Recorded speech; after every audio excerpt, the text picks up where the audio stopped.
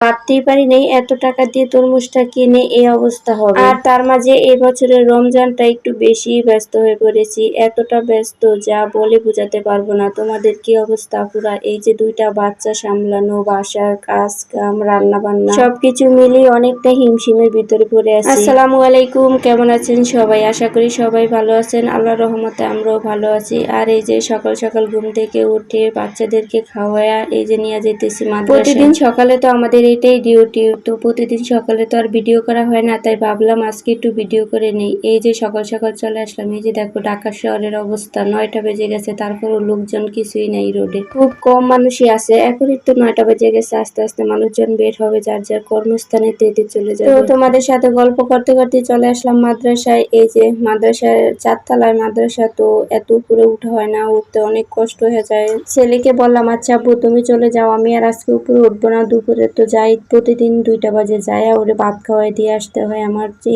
4তলায় রোজা রেখে মানে 4তলা সিঁড়ি বেতে অনেক কষ্ট। তাছাড়া বাসাও 4তলা, ওর মাদ্রাসাও 4তলা, রোজা রেখে 4তলা 2-3 বার সিঁড়ি পাওয়া যে কত কষ্ট, শুধু একমাত্র বলে বোঝাতে পারবো না, যারা এই অবস্থানে আছে তারাই বলতে পারবে। তো কি আর করবো, ছেলেকে মাদ্রাসায় দিয়ে এসে দুপুরে সবকিছু পরিষ্কার করে রান্না বান্না করে দিলাম, কারণ আবার ছেলের জন্য খাবার নিয়ে যাইতে হবে, ছেলেকে খাওয়াই দিয়ে আসতে হবে। এটাকে আমরা পোয়া মাছ বলি। এই মাছটা ভুনা করলে আমার কাছে বেশি মজা লাগে। তো আজকে আলুর চপ বানাতে গিয়ে একটু আলু বেশি হয়ে গেছে, তার জন্য তরকারির ভিতরে দিয়ে দিলাম। আপুদের উদ্দেশ্য করে বলতেছি, আপুরা তোমাদের কি অবস্থা? এই যে দেখো আমার অবস্থা, আমার সারাদিন এইভাবে কেটে যায়। কি করব, পেজে বেশি একটা সময় দিতে পারতেছি না, তার মাঝে 2টা পেজ, অনেকটা হিমশিম খেয়ে যাচ্ছি, কারণ জানি না কবে ভাগ্য খুলবে। তো 1 বছর যাবত কষ্ট করতেছি, এখনো কোনো কিছুই পাইনি। আমার হাজবেন্ড তো খুব বেশি রাগ করে, এই কাজ করা লাগবে না, তোমার অনেক বেশি পরিশ্রম হয়ে যায়। তো একটা বছর তো কষ্ট করলাম, দেখি আরেকটা বছর কষ্ট করে এখান থেকে কিছু একটা করতে পারি কিনা। আমার হাজবেন্ড আমাকে নিয়ে হাসে, বলে তোমার দিয়ে কিছুই হইব না, তুমি কিছুই করতে পারবা না।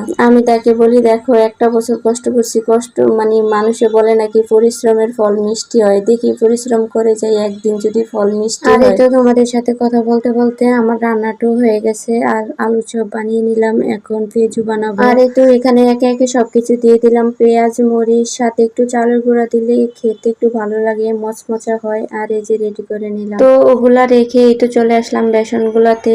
এটার ভিতরে আদা রসুন, একটু জিরার গুঁড়া, একটু হলুদের গুঁড়া, একটু মরিচের গুঁড়া, এগুলা দিয়ে গোলালে আর কি বেসনের ফ্লেভারটা সুন্দর। আর এই তো অল্প অল্প পানি দিয়ে গুলে নিলাম। মনে হয় আজকে ব্যাটারটা খুব সুন্দর হয়েছে। তো ব্যাটার সুন্দর হলে বেগুনি ভাজতেও সুন্দর হয়। আর এই তো এক একটা করে ভেজে নিব। এখন আমার কাছে মনে হয় যে রমজান মাসে বেগুনি, আলুর চপ আর রমজানে যে ইফতারের সময়